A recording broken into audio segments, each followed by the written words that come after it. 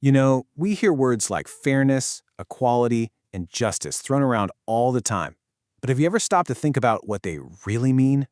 Well, that's what we're going to do today. We're going to dive in and unpack these huge and hugely important ideas. I mean, seriously, what does it actually mean to be fair? It's a question that philosophers have been wrestling with for, well, forever. Is it about treating every single person the exact same way? Or is it about something deeper, like making sure everyone gets what they actually need to thrive? So to really get a handle on fairness, we need to look at its two main pillars, equality and justice. Now, they sound like they could be twins, but as we'll see, they can sometimes pull us in completely different directions. Okay, let's start with equality. And right off the bat, you realize it's way more complicated than its simplest definition suggests. At its most basic level, equality is this powerful principle that every single one of us has the same fundamental worth, both morally and in the eyes of the law. This means things like equal rights and equal opportunities should be on the table for everybody, no matter who you are or where you come from. And this isn't just one big abstract idea, it breaks down into things we see every day. You've got political equality, that's your one person, one vote. Social equality is the ongoing fight against discrimination. Economic equality gets into the thorny question of how wealth is shared. And legal equality, well, that's the promise that we're all protected by the same set of laws. The most foundational version of this is what's called formal equality. Think of it as the classic Lady Justice is blind idea. The law is supposed to apply to everyone in exactly the same way, period. No exceptions. And you see this in action all around you.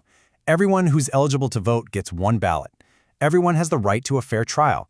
And it doesn't matter if you're a billionaire or a student just scraping by. The speed limit is the speed limit. The rules are the same for everybody. But, and this is a big but, is that always the most fair approach? Let's try a little thought experiment. Imagine a 400-meter race, but some of the runners have to start way back at the 500-meter line. Is it really fair to just fire the starting gun and say, hey, the rules are the same for all of you? And that very question leads us to this next, more nuanced idea: equality of opportunity. This concept goes a step further.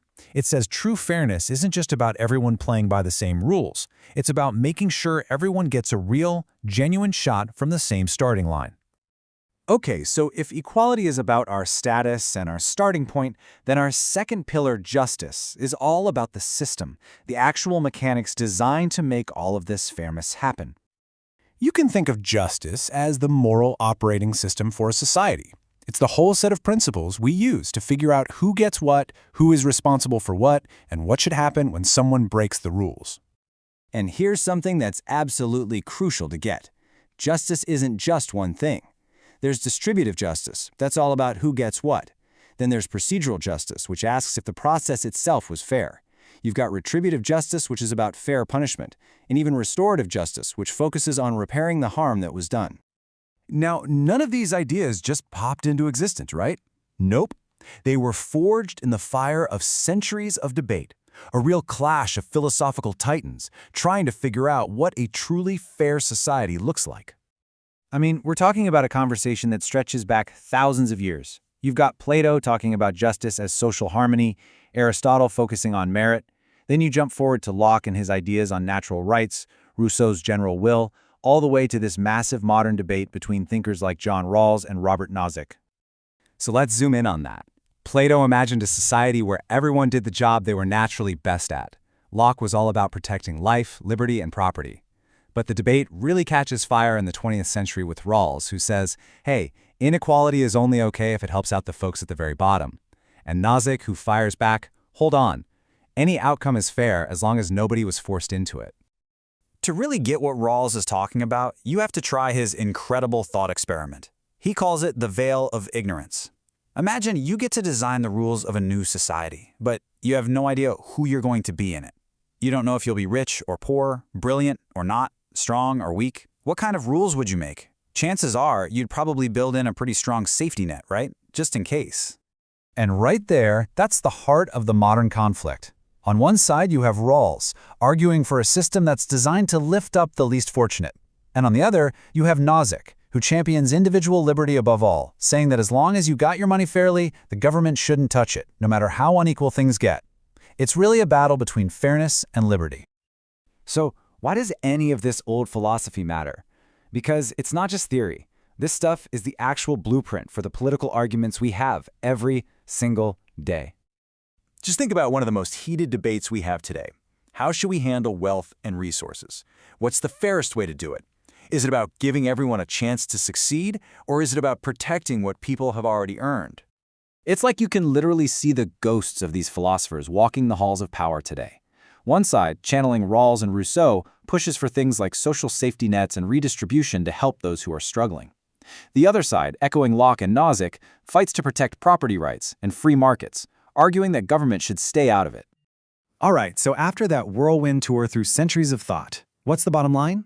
Well, one thing's for sure. This conversation is a long, long way from being finished. But let's boil it down to a few big takeaways. First, fairness isn't one simple thing. It's a whole bunch of competing ideas. Second, there's this constant tug-of-war between having the same rules for everyone and trying to get to fair outcomes. And finally, so much of this really comes down to a classic conflict: individual liberty versus the good of the group. These ancient ideas are absolutely shaping our world right now. And all of these ideas, all of this history, it really seems to point us in two different directions. So, I'll leave you with this final thought. What is the ultimate goal here? Are we trying to build a society that's like a ladder, giving everyone the freedom to climb as high as they can? Or are we trying to build a society that's more like a safety net, designed to make sure that no matter what, nobody can fall too far? The answer we choose? Well, that changes everything. Thanks for joining me.